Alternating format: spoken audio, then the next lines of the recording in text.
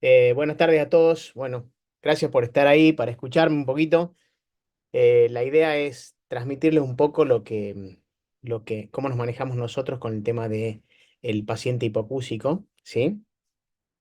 Básicamente, eh, una cosa importante cuando me dijeron el tema de hablar del tema de las hipoacusias y hablar de las neuropatías auditivas, ¿sí? Que es sobre lo que vamos a hablar hoy también, ¿sí? Me pareció importante arrancar con el tema de cómo evaluamos nosotros un paciente o cuál es la importancia del cribado neonatal para el paciente con hipoacusia, ¿sí? Eso nos va a llevar a encadenar después con, eh, con el tema de la neuropatía auditiva, que es el tema más lindo, ¿no?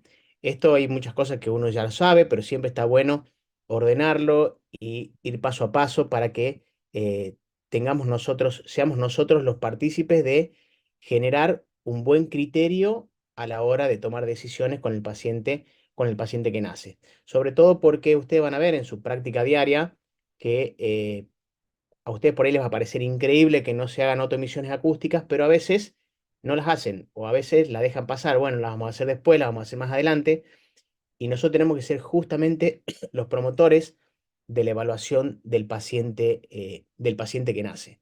¿Está bien? Porque los papás a veces no dimensionan la importancia de poder evaluar a un paciente y no solo de evaluarlo, sino de tratarlo de lo más temprano posible, ¿sí? Entonces, bueno, ya se me volvió a trabar acá. Ahí está. Entonces,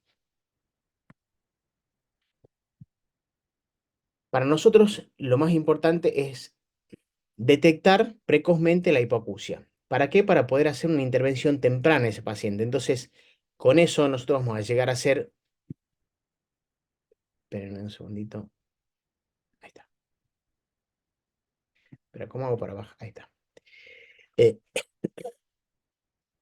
Nosotros haciendo una intervención temprana, obviamente, vamos a hacer que logremos un niño con el mejor desarrollo posible, para que desarrolle sus habilidades de lenguaje, sociales y demás.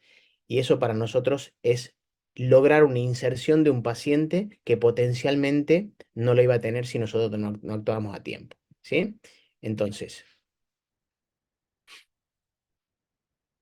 Entonces, nosotros tenemos que buscarle el techo a cada paciente. Eso es lo que nos decía el doctor, lo que decía el doctor Diamante. Nosotros, no todo paciente es igual, pero nosotros sí somos los encargados de encontrarle el techo a cada paciente, el 10 a cada paciente. No, obviamente que sabemos que no es lo mismo un paciente que tiene un hándicap asociado a un paciente que no lo tiene, ¿sí?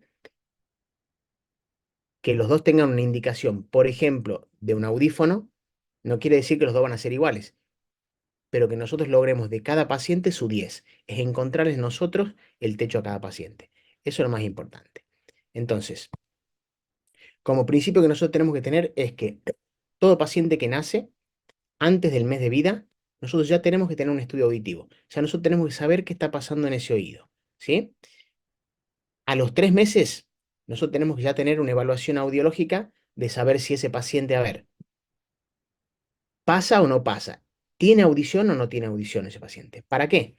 Para que nosotros podamos llegar al tercer punto, que es a los 6 meses de vida, ya llegar a ser una terapéutica adecuada, ¿sí? Hoy, ustedes han visto que cómo va avanzando la tecnología. eh, si bien nosotros podríamos hablar de un autoamplífono en un paciente hipocúsico, hoy ya se está hablando a esta edad, se están haciendo protocolos para implantar pacientes a los 6 meses de vida. Entonces, para que nosotros veamos cuánta es la importancia de nosotros hacer una sospecha, de hacer una evaluación, de hacer un tratamiento adecuado en el caso de que lo requiera, ¿sí? Obviamente que no en todos lados vamos a llegar a, a tener ustedes dependen de dónde esté cada uno, dónde se desarrolle cada uno su práctica profesional, pero no es tan fácil llegar temprano a los pacientes para hacer los tratamientos ideales o los tiempos ideales. Pero es importante que nosotros tengamos la pauta de cuándo lo tenemos que hacer. ¿Por qué? Porque cuando nosotros tenemos la pauta, vamos a luchar por ese punto, por ese objetivo, y lo vamos a tratar de hacer lo antes posible. ¿Para qué? Para que el paciente se beneficie. ¿Está bien? Entonces, ustedes fíjense cómo ha pasado el tiempo, cómo ha ido evolucionando todo, que hoy en la Argentina fíjense, en el año 2001 salió la ley donde todo paciente tiene que tener al mes de vida, tiene que tener, esto lo vamos a pasar un poquito para que no sea tan engorroso, ¿sí? Pero nosotros, nosotros sabemos que el paciente, cuando se va del hospital, tiene que tener una evaluación audiológica, ¿sí?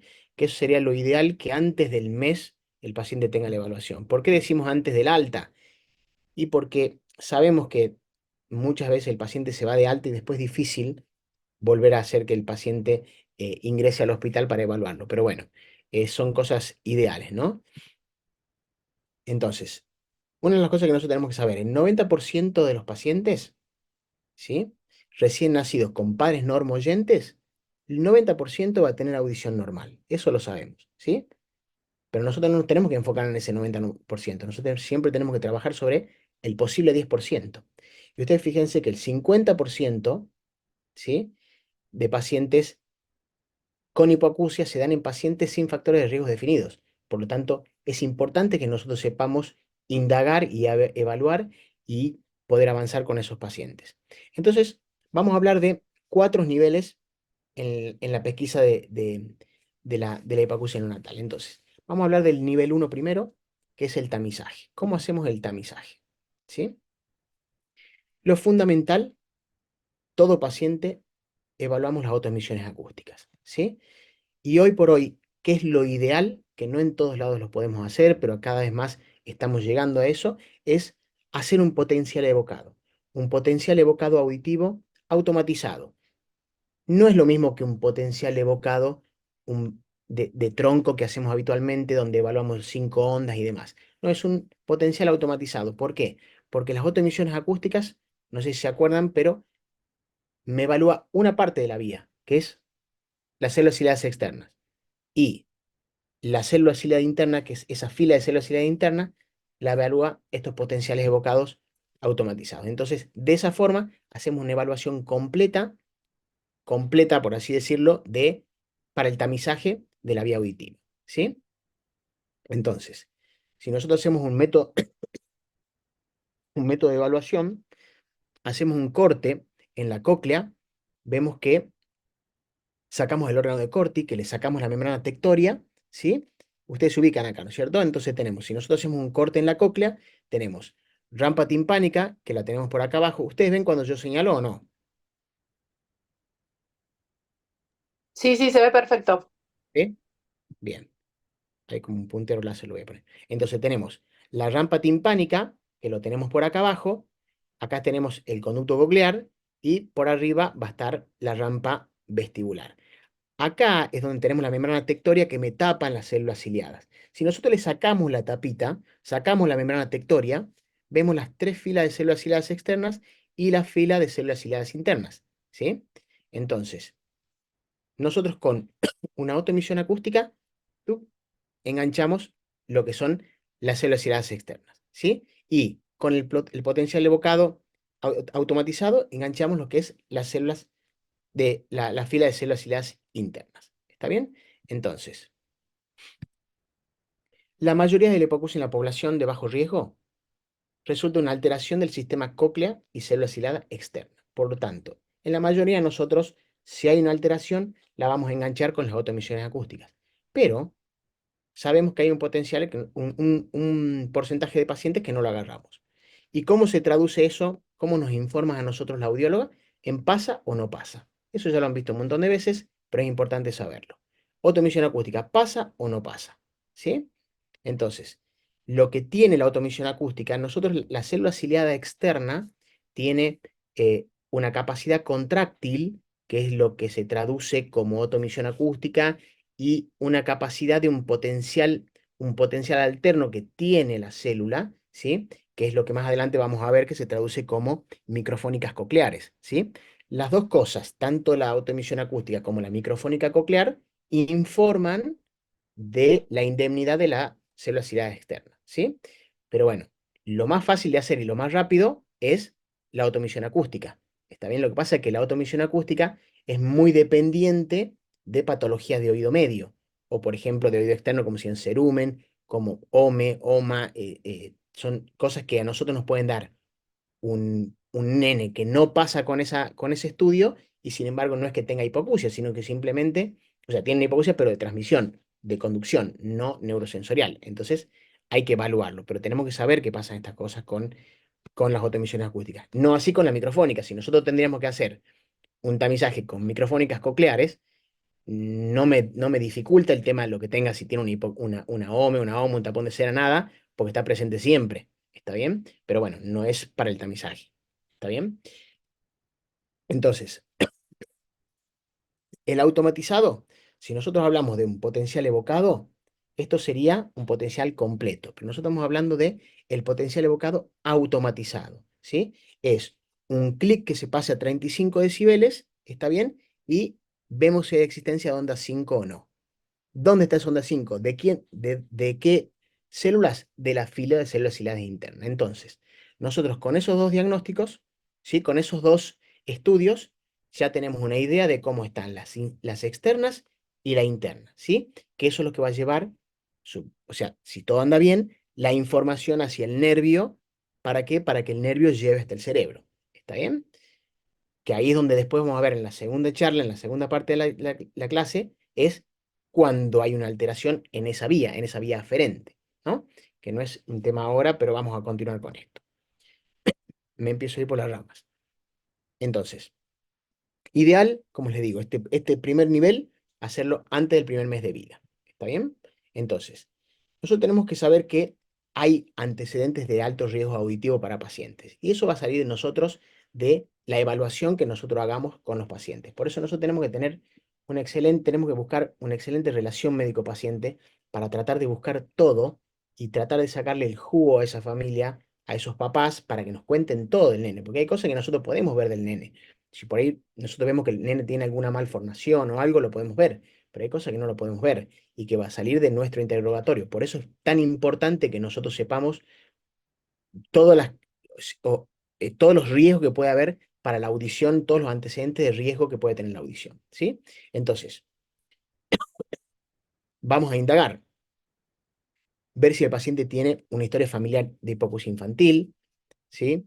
Si estuvo en UCI más de 5 días, si tuvo hiperbilirubinemia, si requirió exsanguíneo transfusión para esa hiperbil, si tuvo infecciones intrauterinas, si hubo infecciones intrauterinas, si hay anomalías craneofaciales, ¿sí? Síndromes asociados, como ser, por ejemplo, neurofibromatosis, osteopetrosis, síndrome de Usher, de Wanderburg. Bueno, esos son síndromes que ustedes van a ir, si ustedes han ido viendo, los van a ir sacando. Porque, por ejemplo, el de Usher que tiene patología en la visión, de Wanderburg que tiene problemas en la pigmentación, que eso lo van a ver por ahí, pacientes que tienen mechones de pelo blanco o alteración en el color de los ojos. ¿Está bien? Nosotros tuvimos un pacientito que la mamá tenía alteración en los ojos y bueno, después se llegó al diagnóstico de Wanderwood, pero bueno, un pacientito muy interesante, después el síndrome de Alport, de bueno, Nielsen, entonces hay otras patologías que nosotros tenemos que ir conociendo para saber una historia completa del paciente y tratar de buscar si el paciente ese realmente tiene un alto riesgo auditivo o no. Trastornos neurodegenerativos, ¿sí? Que eso es lo que vamos a hablar después, más adelante en la charla, como la ataxia de Friedrich, el síndrome de Charcot-Marie-Tooth, bueno, y otras más que están descritas que pueden generar hipoacusia. Cultivos positivos para infecciones postnatales asociadas a hipoacusia neurosensorial, como ser, por ejemplo, el herpes virus, la varicela, la meningitis bacteriana, trasto- eh, traumatismos encefalocranianos, especialmente con pacientes con fracturas de cráneo, hueso temporal, que requiera hospitalización. Ustedes recuerden siempre, que eso lo digo más adelante igual, un paciente quizá a usted le hicieron un tamizaje, le hicieron una evaluación completa, pero el paciente requirió entrar de vuelta. ¿Por qué? Por ejemplo, por un TEC, ¿sí? Ese paciente, por más que yo ya le haya hecho la evaluación, es un paciente que requiere una nueva evaluación, porque yo no sé si ese paciente con ese traumatismo ha generado una hipoacusia. Y por ahí el paciente, antes del mes de vida, vos le hiciste la evaluación, estaba perfecto, al mes entra de vuelta al hospital porque tuvo un traumatismo. Si uno no lo sospecha y no lo evalúa, se queda con la idea de que el paciente está perfecto, ¿sí? si el paciente tiene patología para recibir quimioterapia y demás. Entonces, yo acá les he puesto un algoritmo para ver, para la evaluación de estos pacientes. Entonces, pacientes sin riesgo auditivo y después vamos a ver el algoritmo para un tamizaje en pacientes con riesgo auditivo. Entonces, nosotros, la primera automisión acústica la hacemos 36, 48 horas de vida, sería lo ideal. Hacemos la automisión. Si el paciente da positivo, vemos si pasa o no pasa. Obviamente que si tenemos para hacer el potencial evocado auditivo automatizado, es lo ideal, como yo le decía, ¿sí? Si el paciente pasa, alta, el paciente no tiene riesgo, hemos hecho toda una evaluación, toda una historia clínica, vemos que el paciente no tiene riesgo, perfecto, ¿sí? Le damos una guía auditiva, obviamente con pautas de alarma y demás, ¿sí? Si el paciente no pasa, nosotros hacemos la segunda evaluación, el segundo estudio de tamizaje al mes de vida, ¿está bien? Si el paciente pasa, quiere decir que el paciente, quizás el paciente tuvo en su momento una OME o líquido meconial o, ¿cómo se llama? O un tapón de cero, lo que sea, y por eso no pasó, porque como yo les decía, por ahí las autoemisiones acústicas son sensibles a esas disminuciones por hipoacusias conductivas, ¿sí? Si el paciente pasa en la segunda autoemisión acústica, si vemos que no tiene ningún riesgo, listo, alta, le damos la guía auditiva para que el paciente sepa y nada más. Si no pasa, ahí ya tenemos que pasar a la segunda fase, que es la fase diagnóstica. O sea, tenemos que hacer una evaluación más profunda de ese paciente. No nos tenemos que quedar solamente con el ABR y la automisión. Tenemos que profundizar un poquito más en el estudio de ese paciente. ¿Sí? Ahora, en los pacientes con alto riesgo auditivo, ¿sí? Hacemos la primera evaluación. La automisión acústica del paciente. Le sumamos sí o sí, este paciente tiene que sumarse una ABR. Si nosotros si no tenemos los potenciales automatizados y el paciente no tiene riesgo, por ahí podemos evitarlo, pero en cambio, los pacientes con alto riesgo sí o sí lo tenemos que hacer. Esto es sí o sí para que nosotros veamos, bueno, hemos hecho un buen tamizaje de este paciente con alto riesgo auditivo. Entonces, si el paciente pasa, bárbaro. No hay que olvidarse una cosa, paciente con alto riesgo auditivo, tenemos que tener un buen seguimiento, porque pueden aparecer hipoacusias tardías, hipoacusias que no aparecen en el momento. Entonces es importante el seguimiento del paciente. ¿Cómo seguimos a ese paciente? Durante 2 años mínimo hacemos una evaluación cada 3 meses en el primer año y una evaluación cada 6 meses en el segundo año. ¿Sí? Después, si podemos continuar con ese paciente haciendo un seguimiento hasta los 6 años, sería lo ideal, pero eh, haciendo este seguimiento hasta los 2 años, con el paciente, si pasó las evaluaciones y todo, estamos perfectos, ¿sí? Si el paciente hacemos la evaluación y no pasa la primera automisión acústica, ahí ya nosotros ya aprendemos la alarma, ¿sí? Entonces, hacemos al mes la evaluación, ¿sí? Con el ABR, como decíamos recién, si el paciente pasa, volvemos al seguimiento, si el paciente no pasa, vamos a la fase diagnóstico, que es la segunda fase, que es lo que vamos a avanzar ahora. ¿Sí? Una cosa importante, cuando nosotros hacemos la evaluación nueva, esto por ahí es una tontera, pero es importante saberlo. No es que no pasó un oído, bueno, solamente lo evaluamos a ese oído y nada más. No, no, no, tenemos que evaluar los dos oídos. Tenemos que evaluar que los dos oídos, cada vez que nosotros vamos a hacer la evaluación, que sea completa. ¿Está bien? Lo que yo le decía recién, si el paciente reingresa al mes de vida, ¿sí? Y nosotros vemos que tiene condiciones, un paciente con alto riesgo auditivo, el paciente hay que reevaluarlo, ¿sí? Hay que repetir el screening, ¿sí? Vamos a la segunda fase, que es la fase de identificación diagnóstica. El paciente que no pasó la primera, no pasó la segunda evaluación y pasó, si hay dos fases dos fallos en la fase 1 de screening, entonces pasamos a la fase de diagnóstico, ¿sí? Acá es importante que haya una buena evaluación del otorrino. Hay importantísimo, como todo grupo, yo les recomiendo siempre tengan un buen feedback con sus audiólogas, ¿sí? Es impresionante cómo avanza las evaluaciones, cómo avanzan los diagnósticos y demás, cuando nosotros tenemos un buen feedback con nuestras audiólogas, ¿sí? Porque eh, las audiólogas tienen una forma de ver al paciente diferente a la que tenemos nosotros, ¿sí? Entonces, ellas, nosotros vemos más una foto del paciente, la audióloga suele ver más una película, entonces es importante tener ese feedback con la audióloga. Dentro de los 3 meses de vida, nosotros tenemos que llegar al diagnóstico de ese paciente. Dentro de los 3 meses tenemos que saber qué es lo que estamos pasando, qué está pasando con ese paciente. ¿Está bien? Entonces, no solo tenemos que hacer una evaluación nuestra como otorrino, sino que, si es necesario, tenemos que pedir un potencial evocado auditivo completo, ¿sí? Un timpanograma, hay que evaluar bien las otomicroscopías, no se conformen con con las otoscopías. Hagan otomicroscopía porque van a descubrir imágenes en el oído diferente a lo que uno ve con la otoscopía. Traten de acostumbrarse a la microscopía, ¿sí? Obviamente que nosotros tenemos que, el examen físico, ¿para qué? Para descartar patología serosa, un, un conducto auditivo externo que esté permeable, ¿sí? Derivar a otras pruebas en el caso para ver diagnósticos diferenciales y demás. Entonces, acá es importante esto, es lo que yo le decía, interrogar de antecedentes a la familia, por posible origen genético, estigma físico asociado a otros síndromes, malformaciones craneofaciales, son todas cosas que nosotros tenemos que tener en cuenta, ¿sí?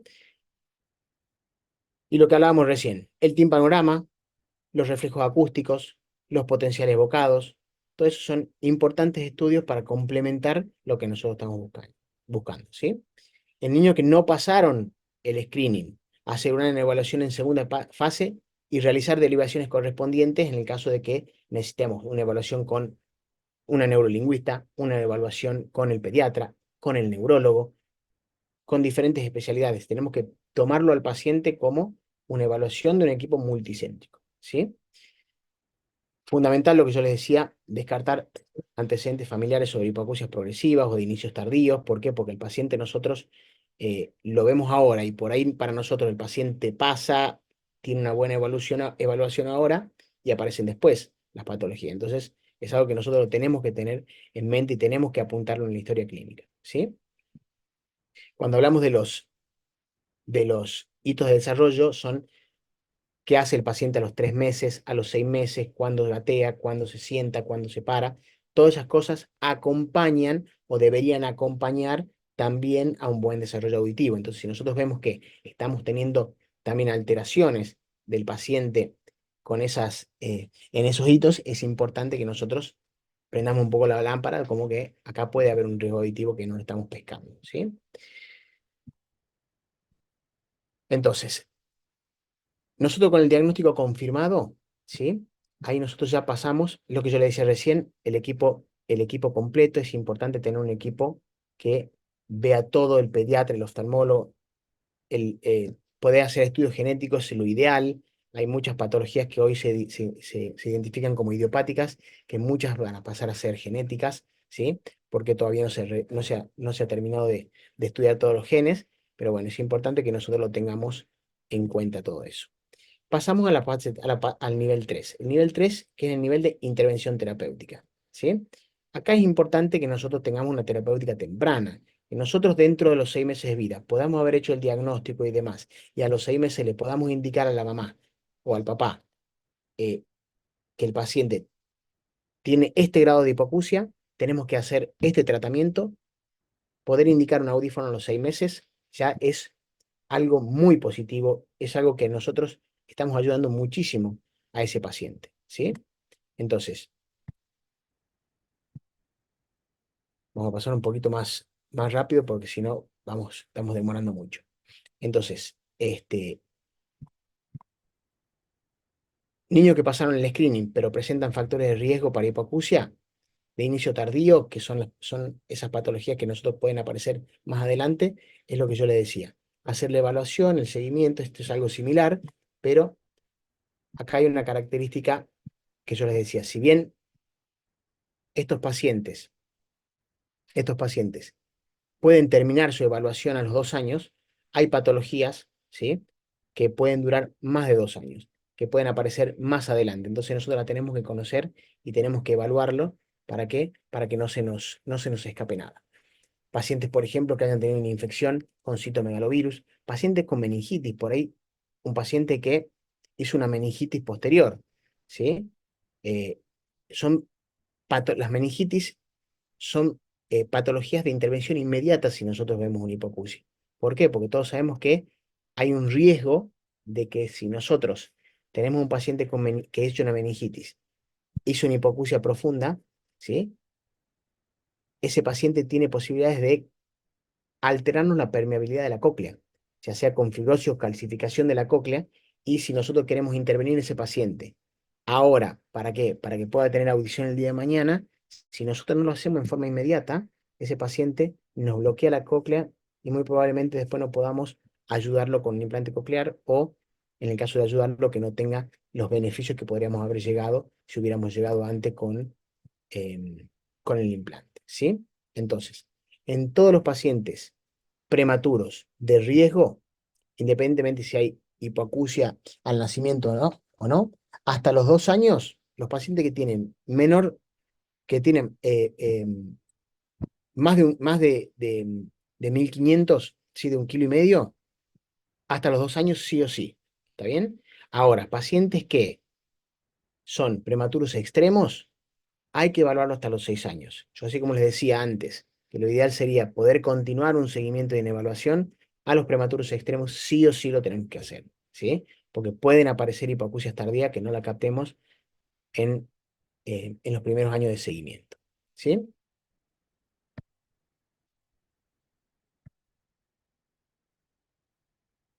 Bueno, chicos, ahí adelanté algunas filminas para que podamos pasar a la siguiente charla. Bueno, entonces, haciendo un poco encadenando a la charla anterior, por eso yo, para hablar de lo que es la neuropatía auditiva, necesitaba dar un pantallazo de la evaluación que tenemos que hacer del paciente hipocúsico, ¿sí? Cuando nace. Acá viene el tema de lo que nosotros le llamamos neuropatías auditivas, en realidad mal llamadas neuropatías auditivas, ¿sí? Nosotros tenemos que acostumbrarlo a ponerle la sigla DENA. Y ahora le voy a explicar por qué. El DENA es un desorden del espectro de las neuropatías auditivas. ¿Está bien? Entonces, ¿qué es la neuropatía auditiva o de sincronía auditiva? Que son palabras que sinónimos que ustedes van a escuchar sobre esta patología. El DENA hay un desorden auditivo heterogéneo, o sea, hay una información que si bien llega al oído interno, al cerebro le llega ineficiente, le llega alterado. O sea, hay una alteración en la codificación de los sonidos y de las palabras, ¿sí? El síndrome clínico es muy variable. ¿Por qué? Porque hay respuesta inconsistente a los sonidos y al habla, con poca relación al grado de hipoacusia que presenta el paciente. Quizá el paciente, vos lo ves, le ves la audiometría y vos me decís, no puedes responder como está respondiendo con esta audiometría. Eh, son, hay diferentes formas de presentación de esas audiometrías, de esas evaluaciones audiológicas. Alteración de la sincronía de la conducción neural, ¿sí? Entonces, ¿qué significa esto? Que este estímulo no produce una despolarización ordenada. Entonces, ¿qué es lo que pasa? Llega un cortocircuito a la corteza auditiva. Básicamente es una información. Nosotros sabemos que el que escucha es el cerebro, ¿sí? El oído es una vía de llegada de información auditiva al cerebro, ¿sí? Bueno, nosotros lo que hace el DENA es manda una información desordenada al cerebro. Entonces el cerebro con esa información desordenada no tiene muy claro qué es lo que tiene que hacer. Entonces, por eso es que vos decís, bueno, le ponemos un audífono, por ejemplo, a un paciente con hipoacusia, y bueno, pero vos le ponés, pero los papás te dicen, mira, escucha pero no entiende. O sea, si bien escucha bien, hay cosas que no le entiende, entonces yo le pongo el audífono y es como que lo tenga o no lo tenga, los veo igual. Entonces, es muy heterogéneo la forma de presentación que puede presentar estas patologías. Ya de estas neuropatías y estas disincronías, ya se empezó a hablar en el año 79. Por suerte, en el 1980 aparecieron las otoemisiones acústicas, que esto vinieron a aclarar un poco lo que estaba pasando, ¿sí? Entonces, ya en el 84, Krauss ya reportaba niños con potenciales evocados que tenían ausencia a la respuesta de los clics. No se entendía muy bien qué pasaba. Fíjense que Stars en el año 96 usa por primera vez el término neuropatía auditiva, ¿sí? Ahora, en el 2001 Berlín dice, no, no es una neuropatía auditiva. ¿Por qué? Porque no siempre se altera el nervio. Entonces el término neuropatía auditiva no vendría a ser el correcto. Entonces yo le pondría desincronía auditiva. Entonces es como que estaba en esa duda hasta que se hizo un consenso en el Congreso Europeo Vía Oral, ¿sí? Que se hizo en Italia en el 2008 y se designó el DENA como la traducción de las siglas para el desorden del espectro de la neuropatía auditiva y así es como hoy nosotros la tenemos que llamar, DENA. Tenemos que acostumbrarnos a esa terminología porque es la traducción en español. Que si ustedes lo ven en inglés, van a ver con las siglas ANSD, pero acá siempre a hablar de DENA. Por eso yo a partir de ahora van a ver que en todas las diapositivas yo directamente arriba le pongo el DENA, no le pongo neuropatía auditiva como la seguimos llamando, y a mí me pasa muchas veces. Muchas veces estoy hablando y hablo de neuropatía auditiva, mal llamado, ¿sí? Entonces, vamos a hacer un pequeño resumen, un pequeño introducción de la anatomía para entrar un poco más a a lo que es los estudios que nosotros pedimos para el paciente con DENA, ¿sí? Entonces, esto es una microscopía electrónica, hacemos un corte de la cóclea, ¿sí? Y es lo que decíamos, eh, lo que hablábamos recién, rampa timpánica, conducto coclear, rampa vestibular. Nosotros sabemos que tenemos perilinfa y endolinfa, y acá tenemos el órgano de Corti, que si nosotros vemos el órgano de Corti, tenemos la membrana basilar, ¿sí? Tenemos la membrana tectoria. Esto que vemos acá son las tres filas de células ciliadas externas, ¿sí? Y acá tendríamos la fila de células ciliadas internas. Y esto vemos como la vía aferente forma el nervio, en realidad se forma con fibras aferentes y deferentes, se forma el nervio y tenemos el ganglio espiral que está acá, ¿sí? Cuando nosotros hablamos, ustedes han escuchado hablar muchas veces de los implantes cocleares de pared lateral y de pared perimodiolar. Bueno, el de pared perimodiolar se ubica en esta zona y el de pared lateral se ubica en esta zona. ¿Está bien? Entonces, vamos a ver el órgano de Corti en un dibujo, como yo le decía recién. Órgano de Corti, sacamos la membrana tectoria, ¿sí? Esta es la zona de la estría vascular. Sacamos la membrana tectoria, vemos las tres filas de células ciliadas externas y la fila de células ciliadas internas. ¿Está bien? Entonces, esto es un dibujo un poco más acercado de cada una de las células y cómo están. Entonces, fíjense los cilios que tiene cada una. ¿Cuál es la diferencia entre las células ciliadas externas y las células ciliadas internas? Estas células ciliadas externas, perdón, toman contacto con la membrana tectoria. En cambio, las filas de células ciliadas internas no toman contacto. Entonces, cuando el sonido viene por una micromecánica coclear pasiva, viene la onda sonora, moviliza la membrana basilar, mueve las células ciliadas externas, o sea, mueve el órgano de Corti y eso hace que haya un contacto entre la tectoria y los cilios y esterocilios de las células ciliadas externas y esa flexión hace la excitación y la inhibición cuando se vuelve a su lugar de esos cilios, ¿sí? Que eso genera la excitación de las células. Y ustedes me dicen, y bueno, ¿y cómo hacen los cilios de las células ciliadas internas? Bueno, se cree que es por la corriente de líquido que se genera en esta zona por estos movimientos, genera la despolarización ¿cómo se llama? El movimiento de los cilios de las células ciliadas internas para que generen la despolarización, ¿sí? Entonces, si nosotros vemos, este es un corte, ustedes ven acá, no sé si lo entienden, las tres filas de células ciliadas externas, la fila de células ciliadas internas, ¿sí? Y acá vemos el ganglio espiral. En el ganglio espiral está el cuerpo neuronal donde está la primera neurona, ¿sí? Esto es importante que para nosotros lo tengamos en cuenta. ¿Por qué? Porque es cuando nosotros hacemos la evaluación, cuando nosotros hacemos la evaluación de los potenciales evocados, ¿sí? Cómo van los diferentes pasajes de las vías. Entonces, el ganglio espiral que manda sus dendritas hacia las células ciliadas externas y las células ciliadas internas. Si nosotros estamos evaluando el DENA, ¿sí? Estamos evaluando estas dendritas, estas verdes que llegan acá a la base de las células ciliadas internas, ¿sí? Entonces, si nosotros vemos la vía auditiva, acá tenemos células ciliares externas, la interna con una fila, vamos a la primera neurona. Fíjense que la primera neurona tenemos acá en el ganglio espiral, ¿sí? Que llega con su dendrita hacia la célula ciliar interna y después con los axones hacia el núcleo coclear. Entonces, la primera neurona, en el ganglio espiral. La segunda neurona, justamente en los núcleos cocleares. ¿Está bien? Entonces, eh, la tercera neurona en el complejo olivar superior, la cuarta neurona en el colículo inferior, que es el centro de integración, ¿sí?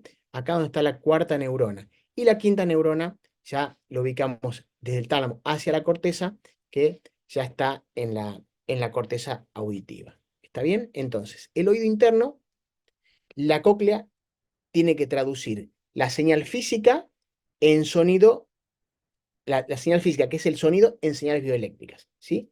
Y el sistema nervioso central tiene que sacar ese mensaje en bruto para no solo eh, ver la información auditiva que tiene, sino también para otras informaciones como ser localización del sonido, codificación de sonidos complejos y demás. Y para eso el sistema nervioso tiene que recibir una información ordenada. ¿Está bien? Entonces, fíjense, ¿dónde está en el DENA el sitio de la lesión?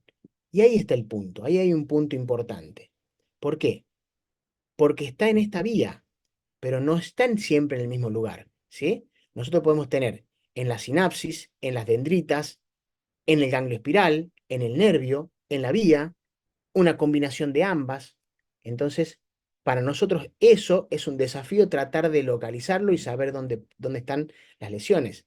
Si nosotros vemos cómo sería la traducción, como yo le decía, ¿sí? Hay una excitación por el movimiento ciliar. Ese movimiento ciliar lo que hace es generar una apertura de los canales de potasio. Esos canales de potasio ingresan a la célula, ¿sí? Eso permite que haya una despolarización celular. Eso va a permitir una apertura de los canales de calcio que entran a la célula, ¿sí? Que después, cuando sale el calcio y el potasio, hay una apertura para la repolarización de la célula. Pero ¿de qué sirve ese calcio que entró dentro de la célula? Justamente. ¿Por qué? Porque ese calcio que entró dentro de la célula, ¿sí? Se une a una proteína, ¿sí? O sea, se une a una proteína que se llama la otoferlina, ¿sí? ¿Para qué? Para que esas vesículas, ¿sí? Vayan hasta la base de la célula ciliada y puedan abrirse, dar apertura hacia la porción de la sinapsis, hacia el área sináptica, ¿sí? ¿Está bien? ¿Eso qué hace? Se abren las vesículas, liberan el glutamato y así generan la transmisión de la transducción, que es el pasaje de la transformación de la energía mecánica que actúa sobre los hilos de las células ciliadas en energía bioeléctrica. ¿Está bien? Entonces, fíjense que acá yo le marco la otoferlina. ¿Por qué es importante? Porque esa es la proteína que va a dar, junto con el calcio, la posibilidad de la apertura hacia el área sináptica, ¿sí? Entonces, si nosotros vamos a estudiar una, una, una patología de edema, tenemos patologías que son presinápticas y patologías que son posinápticas. ¿Está bien?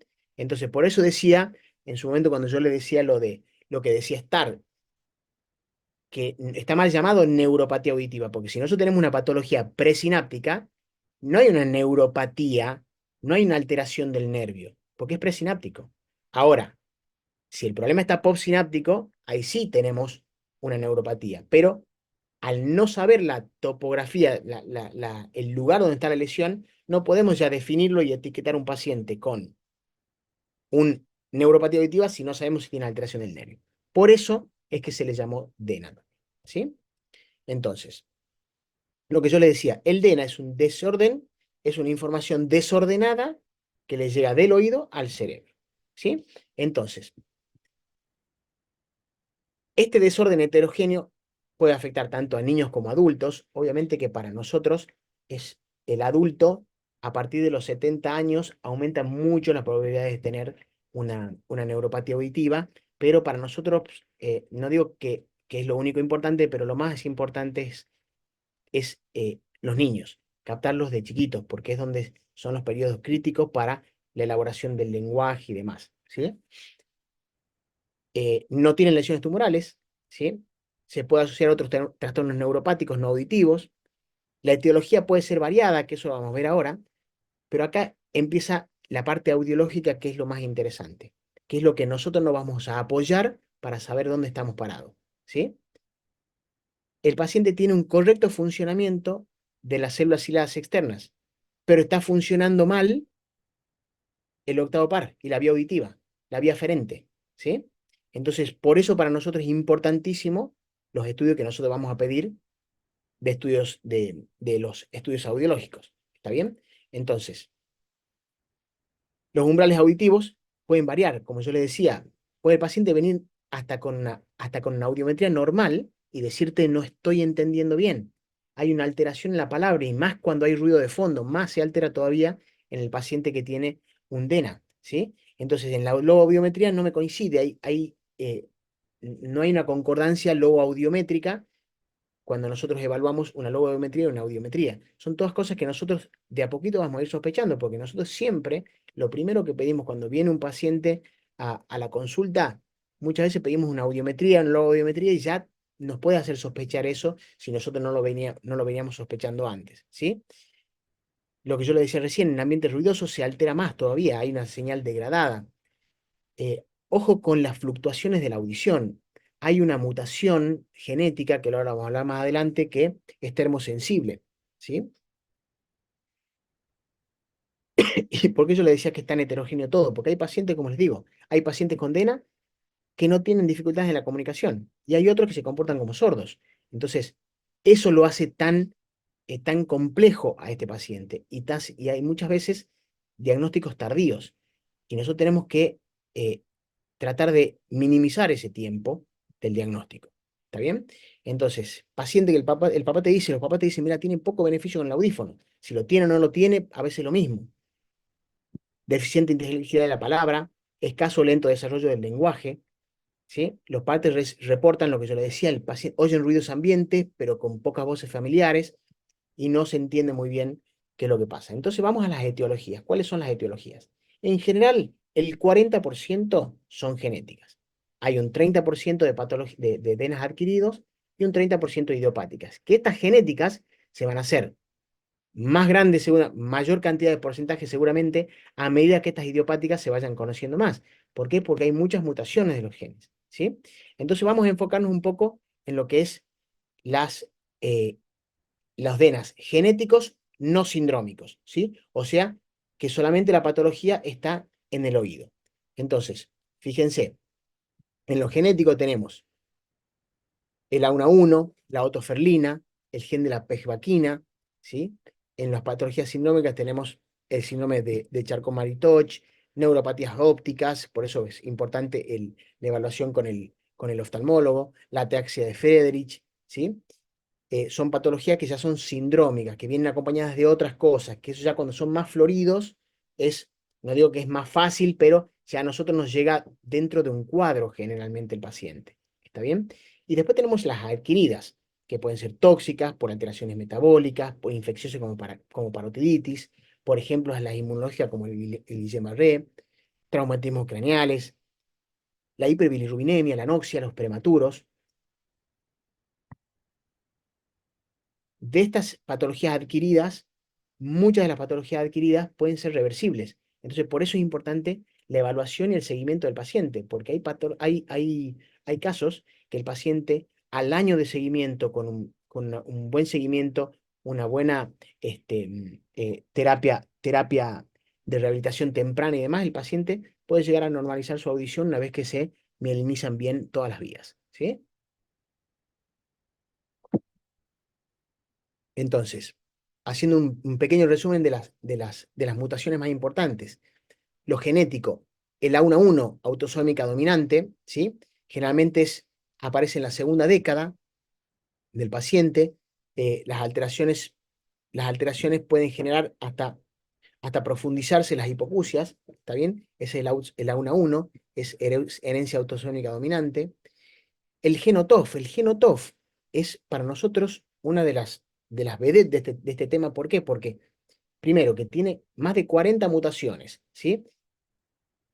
Es el gen que codifica la otoferlina, que es lo que yo le había dicho antes, no sé si recuerdan, pero es lo que yo le había comentado de la otoferlina, que es la encargada de generar en la membrana, en la base, una apertura de las vesículas para que salga el glutamato y pueda generarse esa excitación. ¿Está bien?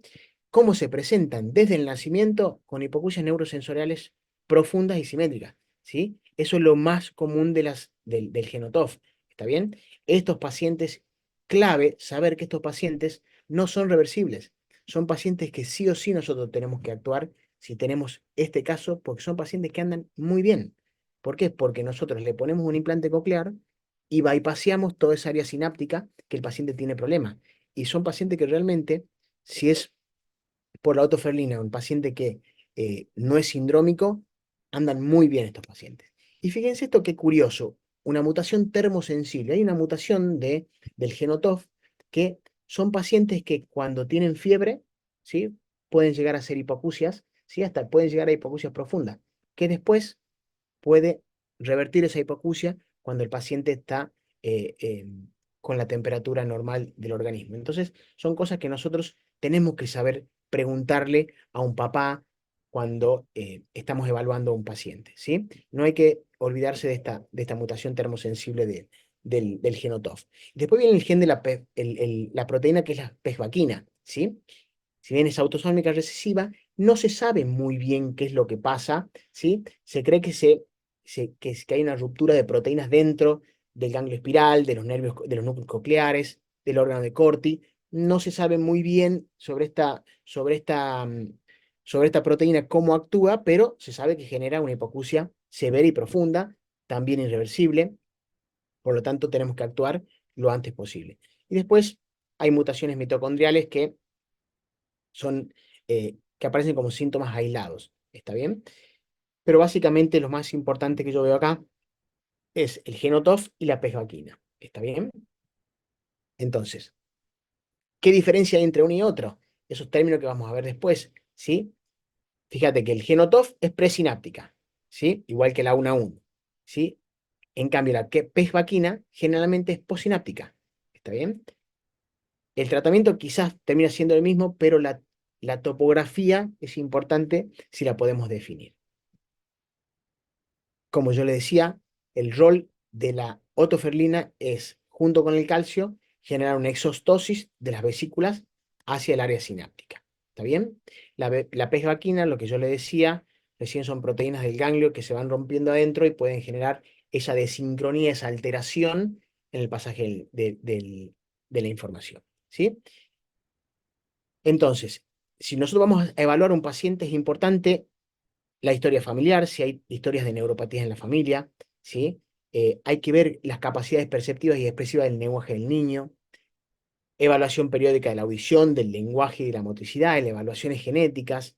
No hay que olvidarse de las evaluaciones vestibulares. Las evaluaciones vestibulares, hay neuropatías que son puramente auditivas, hay neuropatías que son neuropatías cocleovestibulares y hay neuropatías vestibulares, ¿sí? Si bien generalmente las patologías vestibulares no tienen mucha información sintomatológica en estos pacientes, por lo menos es importante conocerlas porque pueden estar dentro del contexto de otro síndrome. Y es importantísimo la resonancia magnética, porque no solo que la resonancia magnética nos va a descartar quizás una patología tumoral, como ser, por ejemplo, una neurofibromatosis, sino que hay un porcentaje muy alto de pacientes con DENA que se presentan con nervios hipoplásicos y eso lo tenemos que ver con la resonancia magnética. Resonancia magnética en T2, si podemos hacer los cortes sagitales o parasagitales para ver si podemos identificar el nervio. Es importante para ver si ese nervio está presente o si está hipoplásico, porque también eso nos habla de un pronóstico, ¿sí? Le hablo de un pronóstico en base a lo que nosotros vayamos a tratar. Entonces, criterios diagnósticos, audiometría, como yo le decía, heterogénea, muy heterogénea. ¿Por qué? Porque los pacientes pueden venir desde audiciones casi normales, audiciones fluctuantes, a hipoacusias profundas, ¿está bien? Importantísimo en este caso la evaluación conductual, las audiometrías conductuales. Fíjense que se pueden hacer audiometrías conductuales desde temprana edad hasta los 6 meses, ya se pueden hacer evaluaciones. Entonces, obviamente que la audióloga tiene que ser una audióloga que esté habituada a trabajar con nenes chiquititos, pero se pueden hacer. Y es importantísimo porque esto a nosotros nos va a apoyar a lo que hablábamos en el tamizaje que habíamos hablado antes, de poder llegar hasta los 6 meses con un diagnóstico del niño. ¿Sí? En cuanto a la audiometría, desproporcionada, como yo les decía, ¿sí? Hay un trabajo que hizo Jelling en el 89, lo presentó a esto, que mostraba si nosotros si hacíamos un umbral tonal medio entre las frecuencias 1000, 2000 y 4000, ¿sí? Podíamos decir, podíamos decir, hacíamos una relación del umbral de máxima discriminación y el umbral de umbral tonal medio. Si nosotros tenemos, por ejemplo, un umbral tonal medio de 60 con umbral de máxima discriminación de 60, es lo más normal, es lo más lógico. ¿Por qué? Porque se correlaciona luego audiometría con audiometría, entonces hablamos que hay una hipoacusia coclear, que es lo más habitual. Ahora, podemos tener una, una discriminación máxima, por decirte, de 40, de 20 decibeles, con un promedio de audición de 40. No se correlaciona y estamos cayendo dentro de esta línea que marca Jerin de neuropatía auditiva. Un dibujo interesante para conocerlo, no es tan práctico siempre en el consultorio. Otomisiones acústicas, fundamental, lo que yo le decía, la indemnidad de las otomisiones acústicas es clave en estos pacientes. Y acá tenemos que saber lo del tema de las microfónicas cocleares. Las autoemisiones acústicas quizá lo podemos perder en pacientes con hipoacusia conductiva, pero las microfónicas cocleares no las vamos a perder, porque las microfónicas cocleares son un potencial de acción que va a estar presente siempre, siempre, ¿sí? Pero tenemos que pedirla, tenemos que sospecharla y pedirlo. Cuando nosotros pedimos un electrococleo, pedimos un potencial evocado, tenemos que pedir las microfónicas cocleares porque para nosotros va a ser un dato importantísimo si no tenemos automisión acústica, ¿sí? No me voy a detener mucho en cuanto a contar de lo del electrococleo, pero el electrococleo es importantísimo en los pacientes con DENA. ¿Por qué? Porque vos podés obtener microfónicas cocleares con el electrococleografía, y te puede hacer un diagnóstico topográfico, presináptico y postsináptico, depende cómo se traduce el potencial de acción, el potencial de sumación y el potencial dendrítico en ese estudio, ¿sí? Los potenciales evocados de tronco, como les decía, el 70% ausencia, ¿sí? Y 30% alterado. O sea que los de corta latencia, 10 milisegundos, van a estar alterados, ¿sí? Acá es importante que la audióloga sepa diferenciar lo que es la onda 1 versus una microfónica coclear, que eso lo pueden hacer. Es importante hablarlo, que nosotros estamos sospechando un DENA para que sean informados, ¿sí? Más o menos para hacer un gráfico del estímulo. Usted hace un estímulo cuando está todo sincronizado, tú, promediación me da esto, normal. Ahora, cuando está desincronizado, me da una onda antes, una después, una más adelante. Entonces, cuando vos haces la promediación, te da una alteración totalmente, una desincronía, algo totalmente desdibujado a lo que nosotros buscamos. Importante los de larga latencia. ¿Por qué? Porque estos, los potenciales de larga latencia y potenciales cognitivos, como es el APT-100, ¿sí? Pueden estar normales. ¿Esto por qué pueden estar normales? Una vez que la información pasa por el obstáculo, puede llegar hasta arriba. ¿Sí? ¿Está bien? Entonces, que estén normales es un diagnóstico positivo. No es que siempre están normales, pero me refiero, hay un 60% de niños que muestran que están normales. Entonces, es algo positivo para la habilitación, por ejemplo, de los pacientes que nosotros le queramos poner otoamplífonos. Si nosotros sabemos que tienen un potencial de la latencia positivos, pueden andar mejor. ¿Está bien? El reflejo estapedial, al ser un reflejo polisináptico que incluye ganglios, núcleos ventral, núcleos faciales, músculo del estribo, es alteración de la vía aferente, por lo tanto, son reflejos que están alterados en un 90% de los casos. Haciendo un pequeño resumen de los estudios, nos fuimos mucho del tiempo, perdón. Eh, Básicamente, audiometría, sabemos que puede estar normal o con hipoacusia, la logoaudiometría en ruido muy comprometida, ¿sí? Otomisiones acústicas normales, reflejos ausentes, microfónicas presentes. ¿Por qué? Porque depende de las velocidades externas. Potencial evocados alterados, ¿sí? De larga latencia pueden estar presentes, ¿sí? Entonces, lo que yo le decía, otomisión acústica positiva, microfónica positiva, potencial evocado alterado. Ahora, como nosotros habíamos hablado también recién, que también se está dando mucho, estamos viendo mucho en paciente adulto, no tenemos que olvidarnos que también el paciente, no solo el adulto, sino también puede ser el pediátrico, pero más que todo el adulto, alteraciones en el procesamiento auditivo central. ¿Cuál es la diferencia? Fíjense, cuando tenemos una alteración en el procesamiento auditivo central, los reflejos estapediales, que en el DENA estaban ausentes, acá están presentes, porque no hay problema en la vía. Otomisiones acústicas presentes, igual que en la otro. El potencial evocado, normal. El problema está que cuando llega arriba, ¿sí? La CPU no está funcionando bien, por así decirlo. ¿Está bien? Entonces, estos pacientes, ojo con otoamplífono o implante coclear, porque generalmente si no hacemos un buen trabajo con estos pacientes, no son pacientes que los podemos ayudar con estos dispositivos. ¿Está bien? Entonces, en cuanto a al tratamiento de estos pacientes, eh, siempre tratamos de buscar una estimulación con otoamplífonos. Hay autores que sugieren empezar con un oído primero y después, depende de la evaluación, ver el otro. ¿Por qué? Porque nosotros podemos generar un trauma acústico en las células que tenemos normales. Las velocidades externas las tenemos normales. Si nosotros ponemos un otoamplífono muy alto, podemos generar un trauma acústico y una alteración de esas células. Entonces, está controvertido, pero hay que evaluarlo. También sabemos que después, por un mecanismo que no se conoce por qué, generalmente las células externas se pueden alterar.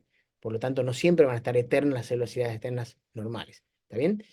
Los sistemas FM son buenísimos. ¿Por qué? Porque eso ayuda mucho al paciente para entender en ambientes ruidosos. ¿Está bien? Entonces, pacientes que nosotros venimos evaluando, nosotros vemos que no estamos teniendo un buen desarrollo con el audífono. Si bien el paciente viene entendiendo bien, nosotros tenemos que ver en qué momento tenemos que dar el punto de quiebre. ¿Por qué? Porque esos pacientes llegan a un punto que se empiezan a separar de sus pares en cuanto al aprendizaje y demás. Y ahí estamos nosotros para decir, bueno, hasta este punto estamos con audífono, acá ya tenemos que avanzar con implante. O pacientes que nosotros sabemos que por genotof, genética, hipoacusia profunda, vamos al implante directamente, según, obviamente, si tenemos el diagnóstico confirmado en el momento que se pueda hacer el implante. Pacientes que con handicap asociados siempre tienen peores resultados que los pacientes habituales. Eso ya lo sabemos cuando tienen discapacidades asociadas, cuando hay malformaciones y demás. ¿Sí? Así que bueno, chicos,